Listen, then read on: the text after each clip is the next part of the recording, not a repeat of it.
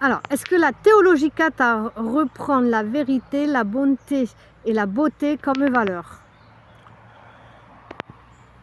Alors, c'est peut-être le terme valeur, mais je l'entends très bien. La foi cathare est essentiellement fondée sur la notion de bonté, ça, de vérité, effectivement, et, et même de beauté d'une certaine manière, puisque la beauté ne renvoie pas qu'à une esthétique, hein, il y a des beautés spirituelles. Hein.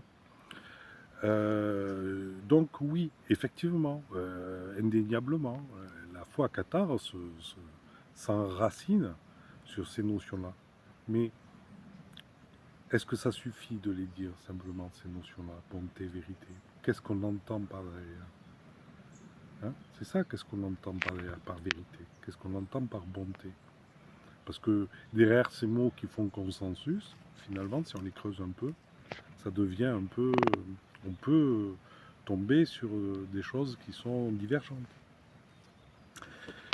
Et pour les Cathares, la bonté, c'est très précisément, hein, et la vérité, quelque chose qui relève du spirituel et qui ne relève pas du tout d'une notion morale.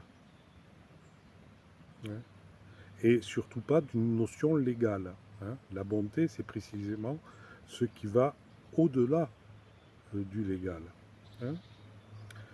Et c'est vraiment, encore une fois, il faut le comprendre, cette opposition, parce que entre idée de l'Ancien Testament et idée du Nouveau, dans l'Ancien Testament, c'est la légalité qui compte. La loi est dicte, il suffit d'appliquer, et elle défend l'idée de justice, pas de bonté.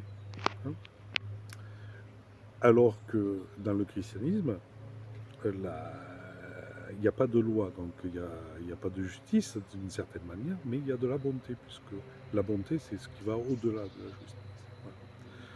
Donc oui, il y a des arguments très forts, mais il faudrait développer un peu plus pour comprendre que chez les Khazars, c'est des notions spirituelles et pas des valeurs morales.